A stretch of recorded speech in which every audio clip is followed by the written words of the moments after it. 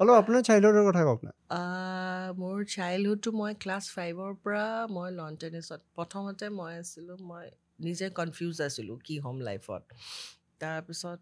প্ৰথম গৰিমা হাজৰিকাৰ লগত নাচ শিকিলোঁ ওডিচি তাৰপিছত নাচি ভাল নালাগিলে তাৰপিছত টেনিছ খেলিলোঁ টেনিছ খেলি কিন্তু আই ৱাজ মানে হয়তো চাগে মানুহৰ হেৰিটো মোৰ তাতে আছিলে 6 মাহৰ ভিতৰতে খেলি পেলাই মই গেমটো পিক আপো কৰিলোঁ 8 মাহত চিলেকশ্যনটো দিলোঁ চবেই ক'লে তই হাৰিবি তই ইমান ডাঙৰ ইমান বছৰ খেলি থাকা বোলো নাই ট্ৰাই কৰিম মোৰ আকৌ সেই অকণমান ৰেছ হেৰিটো আছে ট্ৰাই কৰিলোঁ পুৰণা ছোৱালী এজনীক হৰুৱাই পেলাই 4জনী ছোৱালীৰ ভিতৰত ষ্টেটত প্ৰথম হেৰিত গ'লোঁ চণ্ডীগড় গ'লোঁ তাৰপিছত লক্ষ্ণৌত অল ইণ্ডিয়া ৰানাৰ আপ আছিলোঁ নেশ্যনেলছত আছাম টীম তাৰপিছত দিল্লীত খেলিলোঁ অসমত বহুত কেইবাৰ ছিংগলছ ডাবলছত ৰানাৰ আপ আছিলোঁ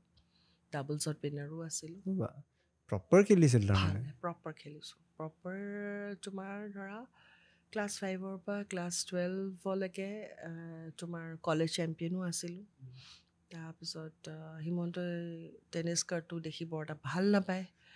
তাৰপিছত সদায় কলেজত খেলি থাকিলে পিছফালৰ পৰা থিয় হৈ থাকে চাবলৈ বলটো মাৰি দিলে বি বৰুৱা কলেজৰ ওপৰলৈ গুচি যায় তেতিয়া নতুন এফেয়াৰ আৰম্ভ হৈছিলে তাৰপিছত ক'লে তুমি নালাগে দিয়া খেলিবলৈ তাৰপিছত এনেও এটা ষ্টেজৰ পিছত আৰু মানে মাহঁতেও সেই পঢ়াটোৱে চায় তাৰপিছত এৰিলোঁ আৰু এতিয়া লাহে লাহে কেতিয়াবা কোৰ্টকেইখন দেখিলে দুখ লাগে আৰু এতিয়া খেলেনে কেতিয়াবা মাজে মাজে এনেই কেতিয়াবা প্ৰেক্টিচ কৰোঁ কিন্তু এতিয়া মানে কি হৈছে নেখেলোঁতে নিজৰে কনফিডেঞ্চটো নাইকিয়া গেপ হৈ গৈছে এতিয়া আপুনি ট্ৰফিজো তেতিয়া ভাল জিকিছিল ভাল আছে এক পাচি আছে সেই বস্তুটো চাগে এতিয়া ৰানচোৱে পাইছে এথলেট সি অকণমান খেলি চেলি ভাল পায় কিন্তু মোৰ ছোৱালী আকৌ মোৰ প্ৰথম কেৰেক্টাৰটো নাচত তাই অকণমান কালচাৰেল লাইনত ভাল পায় তাৰপিছত যেতিয়া কটনলৈ আহিলে সেই কাৰণ চাওক কটনত মই শুনো যে একদম অসমৰ এটা আমি বেলেগ ডাইনামিক খোল খাই যায় তাৰপিছত আপোনাৰ কাৰণে সেই কটনৰ ডাইনামিকটো কেনেকুৱা আছিল এই গোটেই কটনৰ মানুহখিনিক চিনি পোৱাটো মানে কাৰণ আমি লাভ ষ্টৰিখিনিৰ কথা জানো বাট আপোনাৰ ইণ্ডিভিজুৱেলি বস্তুখিনিৰ কথা আমি এতিয়া কটন বুলি ক'লে এতিয়াও তোমাৰ যদি as a proper educational institute বুলি চোৱা কটনখন এতিয়াও মানে ধৰা মানুহে ক'ত পঢ়িছ বুলি ক'লে গুৱাহাটীত কটনত পঢ়িছোঁ সেইটো এটা প্ৰেষ্টিজ ইছ্যু এটা আছিলে প্ৰেষ্টিজ চিম্বল এটা আছিলে আৰু তেতিয়া যেতিয়া মই কটনত পঢ়িছোঁ কটনত পোৱাটো বহুত টান আছিলে আৰু মই তেতিয়া স্পৰ্টছ কোটাত মই পালোঁ আৰু যেতিয়া সোমাইছোঁ আৰু চবেই কয় যে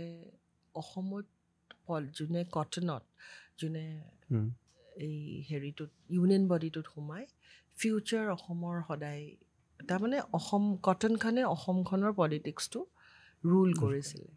আৰু যিহেতু গোটেই পুৰণা দিগ্গজ আমাৰ লিডাৰসকল আৰু বহুত মন্ত্ৰী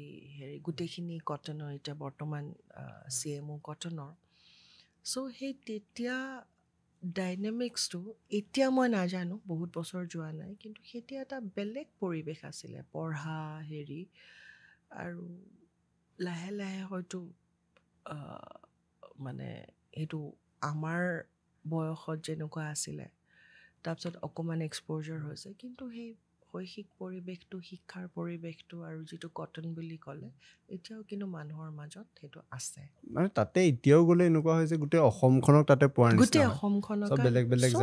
বেলেগত আহে আৰু কটনখন গোটেই অসমৰ কাৰণে এখন সপোন আছিলে ক'ত পঢ়িছিলে ভিতৰুৱা গাঁৱৰ পৰা আহে ল'ৰা ছোৱালী শিৱসাগৰৰ পৰা আহে হেৰিৰ পৰা আহে লখিমপুৰৰ পৰা আহে ধেমাজিৰ পৰা আহে তাৰমানে কটনখন হৈছে এখন মিনি অসম বুলি কৈছিলে সেই তেতিয়া